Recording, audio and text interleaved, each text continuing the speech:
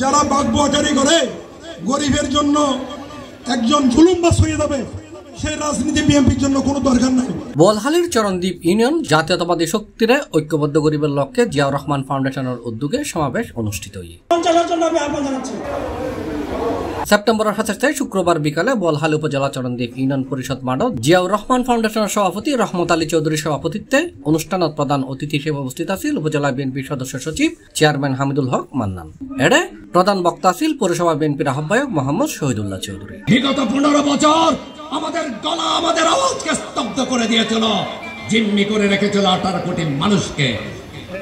তারা মনে করেছিল নির্যাতন নিপীড়ন চালালে হয়তোবা বাংলাদেশ জাতীয়তাবাদী দল বাংলাদেশ থেকে হারিয়ে যাবে। যারা বাগবাটারি করে গরিবের জন্য একজন জুলুমবাজ হয়ে যাবে, সেই রাজনীতি বিএনপির জন্য কোনো দরকার নাই। তাহলে আমাদের গরিব মানুষ যারা একটা ঘর বাঁধার জন্য, একটা পরাজয়ের জন্য ৫ টাকার বালু ১০ টাকা কেন কিনতে হয়?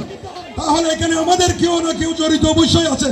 সেই জড়িত যদি প্রমাণ পাওয়া যায়, বোয়ালখালী বিএনপি থেকে অবশ্যই ওনাকে পরিষ্কার করবে। ফাউন্ডেশনের যুগ্ম আহ্বায়ক বাবরউদ্দিনের সঞ্চালনায় এই সময় বিশেষ অতিথি হিসেবে উপস্থিত আছিল আব্দুল হালিম, শাহ আলম, কামাল উদ্দিন, মেহেদি হাসান সুজন, ইকবাল হোসেন, আবুল বশর, গোলাম হোসেন নান্নু, আকরাম হোসেন দুলাল, আব্দুল সত্তার, আবু বকর সিদ্দিকী, সেলিম আলম চৌধুরী, জসিমউদ্দিন মেম্বার, নুরুল কবির মেম্বার, মোহাম্মদ বেলাল হোসেন, মোহাম্মদ ওসমান, জাহিদুল ইসলাম মেম্বার, আজিজউদ্দিন, নুরুল আলম এনি, এনামুল হক সজীব, ইশতিয়াক জামি, সাকিবুল ইসলাম, মোহাম্মদ শাহেদ, ফরহাদ আব্বাদি, মোহাম্মদ মারুফ, ইফতিকার, মোহাম্মদ মামুন, মোহাম্মদ আকিব, রায়হান চৌধুরী, হাসান চৌধুরী, টুটুল সহ আরো বহুত কেউ। C+ চট্টগ্রাম।